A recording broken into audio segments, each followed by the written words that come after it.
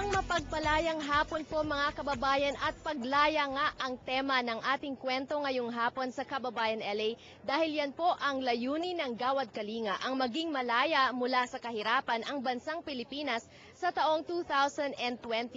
Ako po si Janelso, ang inyong kababayan dito sa Los Angeles, pero ngayon po ay nandito tayo sa Angat, Bulacan kung saan po itinatayo ang kauna-unahang Enchanted Farm ng Gawad Kalinga. We were here not too long ago and now so much has changed, and we're going to be bringing that to you this afternoon on the show. So stay with us.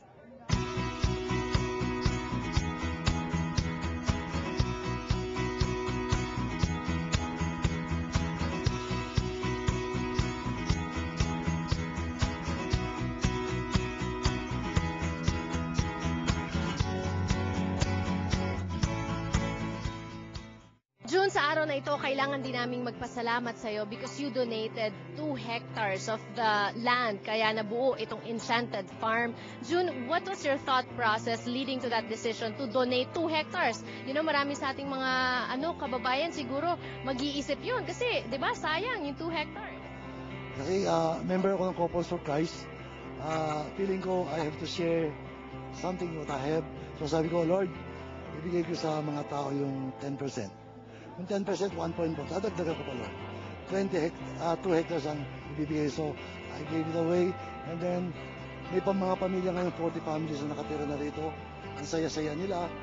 At saka tuwing darating ako dito, yun nga, every time I come here, there are children welcoming me, nagmamano. Hindi katulad dati, puro talahib lang ito. Now, it's prosperous and it's a wonderful place. So, pinagsisisihan mo ba yung pagbibigay mo ng 2 hectares sa Gawad Kalinga? Hindi naman kasi alam ko itong property ngayon nag-increase pa ang nito ang value at saka nakatulong ka sa maraming tao. Ano naman ang pakiramdam ngayon na sineselebrate na official opening ng Gawad Kalinga Enchanted Farm? Sabi ko, it's a miracle. It's a miracle na dati nga itong lugar na ito, it's a deserted place. Nobody comes here. Ngayon, presidente dumating dito, ang VP dumating, mga senador, sa mga cabinet members, at saka kayo, siyempre. Yan. And so, message mo naman sa mga kababayan na nanonood sa atin ngayon. Marami sa kanila nasa Amerika. Paano ba tumulong, June? So, maraming salamat po sa inyong lahat. Sana makatulong kayo rito sa Pilipinas kasi may pag-asa po tayo rito. Basta magtulong-tulong lang tayo rito and we share what we have. Alam ko marami kayong lupa dyan na gusto nyong mamigay din. Okay naman kasi naumpisa namin ang dami nagbibigay. Mga lumalapit po sa amin dito na sabi I have a lot in Bacolod, ganun.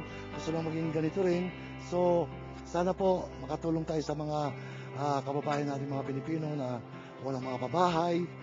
And yung aming purpose dito, yung makatulong kami sa mga farmers surrounding us na magkaroon sila ng kita rin.